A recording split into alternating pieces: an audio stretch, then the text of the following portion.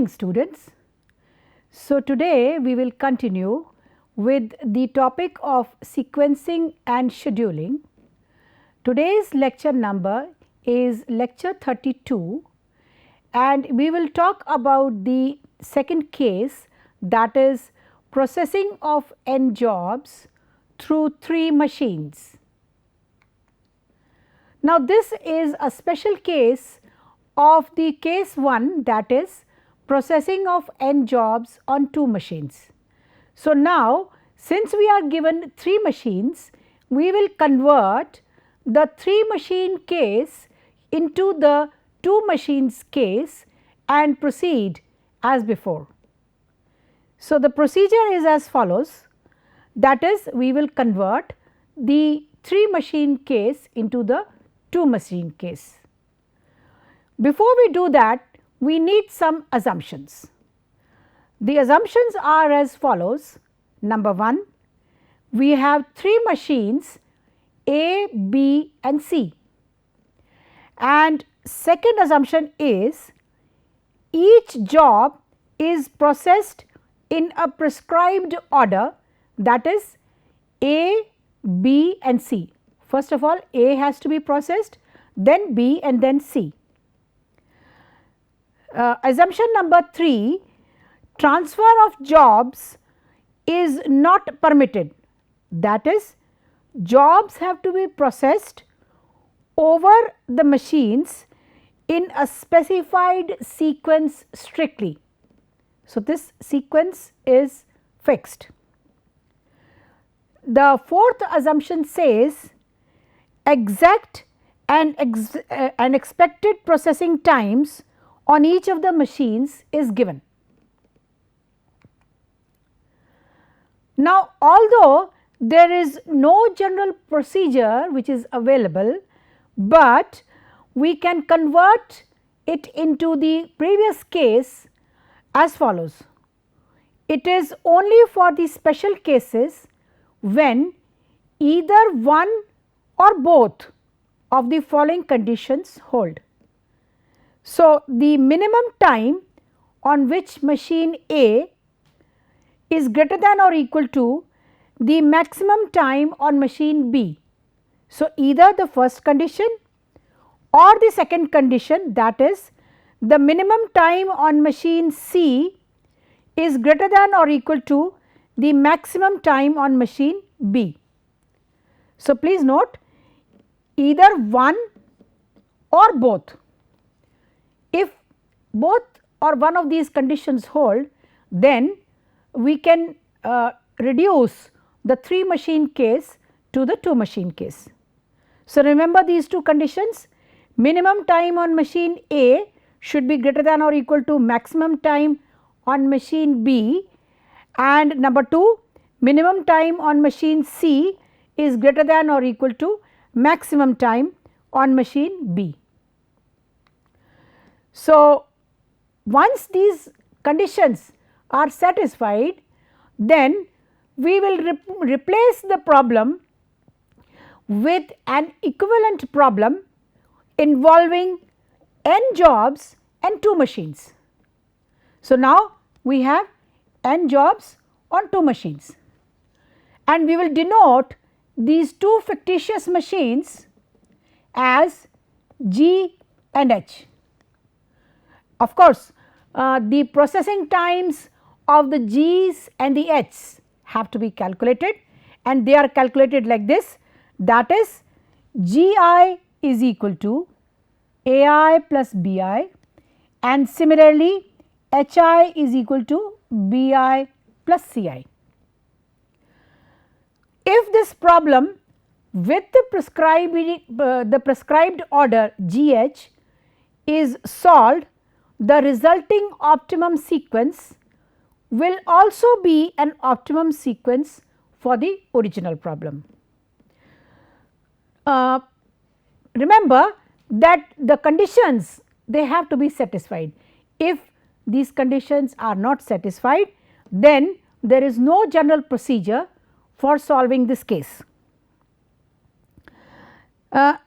This is what it says, if the condition minimum A I is greater than or equal to maximum BI or minimum CI is greater than or equal to maximum BI do not hold, then there is no general procedure available for this situation.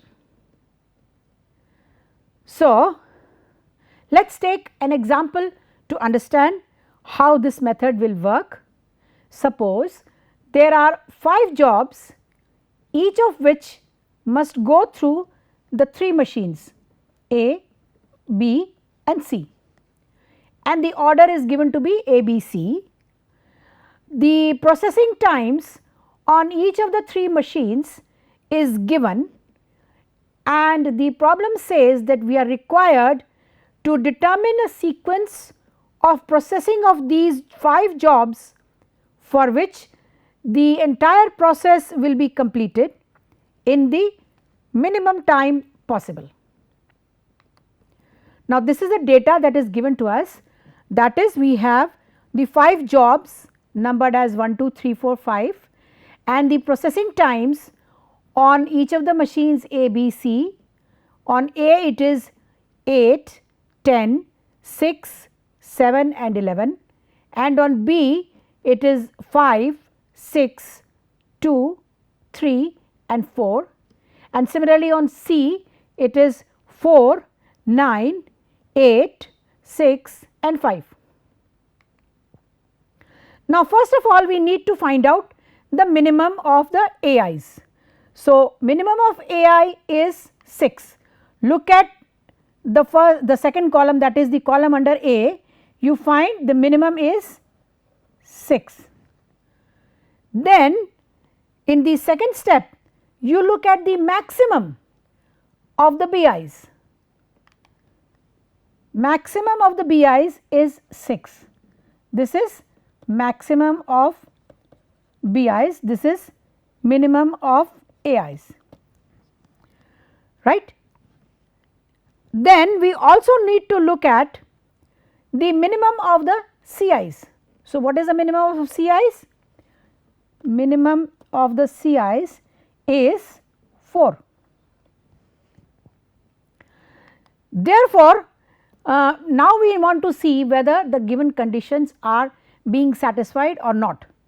Now, since minimum of AI is equal to maximum of BI, so one of the 2 conditions is satisfied, the first one, right.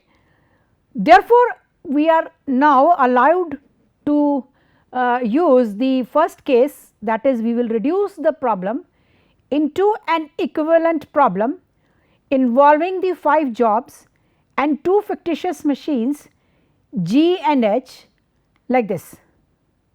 Now, each of the times for the GI is obtained by adding AI plus BI. Let us check 13, how is this 13 come? 13 has come because 8 plus 5 is 13. So, that is why we get 13 over here. Similarly, second job is 10 plus 6 is 16. So, here you are 16, and like this you will check the others also.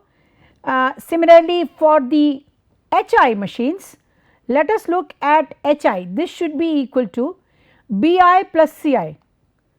So, for the first one, for 5 and 4, 5 and 4 should be 9, yes, here it is 9.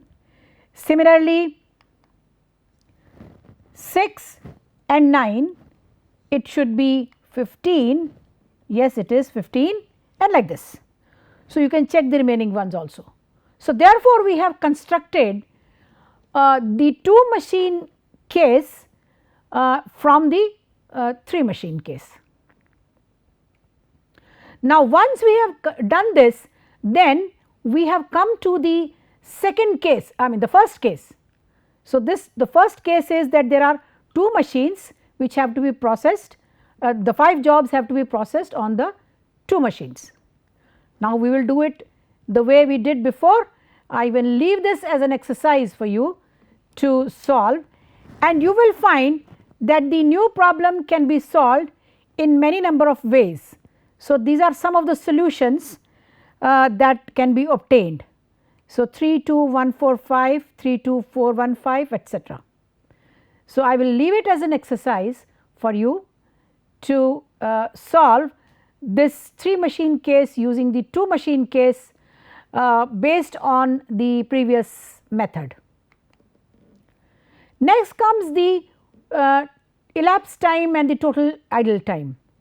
Now, for the first sequence, that is the 32145, this first sequence 32145, let us try to find out the minimum elapsed time. Now, here we have 32145, this is the sequence that we have obtained, and we will look at the time in and the time out for the machine A. As I said, the first job that has to be processed is the job number 3, and job number 3 will begin on the machine A at 0 hours, that is the time in. The time out is 6 hours. Why is it 6 hours? Because the third job requires 6 hours on machine A. Let us see. The third job requires 6, here it is. The third job requires 6 hours on machine A, and like this we will calculate the time in and the time out for the machine A, the machine B and the machine C. So, I want you all to verify whether these calculations are okay with you, have you followed these calculations or not, and you will find that the system begins from time t is equal to 0 and the system will end at 51 hours. So, we have a question, that is, will the 6 alternative optimum sequences give equal elapsed time? Let me repeat the question. Will the 6 alternate optimal sequences give rise to equal elapsed time? The answer should be either yes or no. And the second question is, will the 6 alternative optimal sequences give rise to equal idle times for individual machines? That is, will the 6 alternate optimum sequences give equal idle times for each individual machines? Again, the answer is yes or no. So, based on the simple concepts of the idle time that we have studied in the previous lecture and this lecture, you can answer these two questions. And here is the answer. The answer to first question is same and the answer to the second question is different. So, I hope you have understood how the 3 machine case can be reduced to the 2 machine case if the conditions are satisfied. Now, you might be wondering why there are so many solutions. In fact, you will see that there are 6 solutions to this problem, that is 32145, 32415, 32451, 32541, 32154, 32514. The reason behind this is that there may be a situation where there is a tie, and if you look at the computational steps of the algorithm tells us that you have to take care of the ties. that is in the this I explained in the Johnson's rule in the previous lecture. So, for that reason you will this will give rise to many alternative solutions. So, I leave it as an exercise for you to find out why so many alternative solutions have come up. Next comes the processing times. Now, you will find that the processing time corresponding to the first sequence, that is 3 to 145, is as follows. Now, how did we get this table? First of all, this sequence 3 to 145 is written in the first column, and we will see what are the time in and the time out for the third job on machine A. So, we will begin with the 0, starting of the system is at time 0. Now, this requires 6 hours of processing on machine A. How did we know it is 6 hours? Look at the given table. So, here you are. The third job requires 6 hours on machine A. So, therefore, we have to put 6 hours over here, that is the timeout. Then comes the second job. Now, in the second job the time in is 6 hours, but the time out is 16. Why is it 16? Because it is 6 plus 10 is equal to 16. Why 10? Because job number 2, how much time it requires? Job number 2 requires 10 hours on machine A. Then comes the job number 1, time out was 16 for job 2 and the time in for job number 1 is 16 hours and the time out is 24 hours for job number 1. Why is that so? Let us look at job number 1. Job number 1 requires 8 hours. So, here you are. This means that 16 plus 8, that is 24, is the time out for the machine A. And like this we will complete for all the time ins and time outs of machine A. The same thing has to be implemented for the machine B.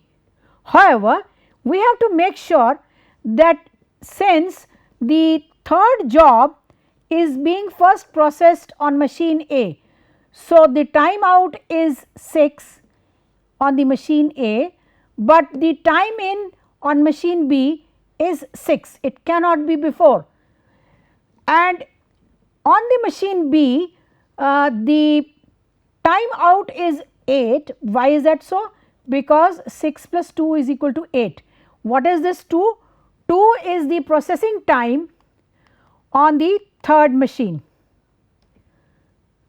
Here it is. And like this, similarly we will get all the times for the machine B and similarly on the machine C. Here again you will observe that this 8 is the time out on machine B and here again it is time in for machine C.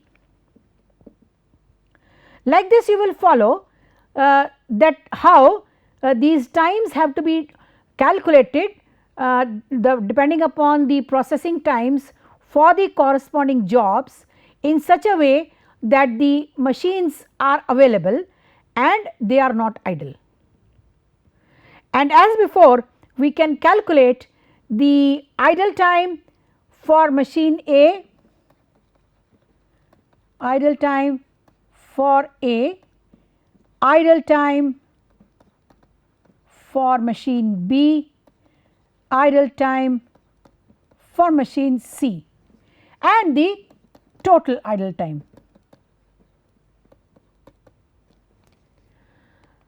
Now, there are two questions that have to be thought about.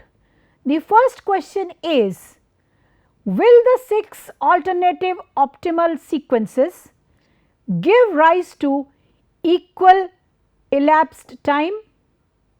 That is, will the 6 alternate optimal sequences give rise to equal optimum elapsed time?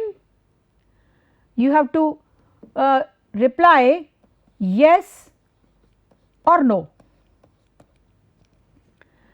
The second question is, will the 6 alternative optimal sequences give equal idle times for the individual machines? That is, because we have 6 alternative solutions, will the 6 alternative optimal sequences give rise to equal idle times for individual machines? Again, the answer is yes or no. So, based on today's lecture, you have to reply, and the answer to both these questions is same for question number 1 and different for question number 2. For question number 1, the answer is same, and for question number 2, the answer is different. So, I hope you have followed the example of the 3 machine case, which is based on the 2 machine case, provided the given conditions are satisfied. Thank you.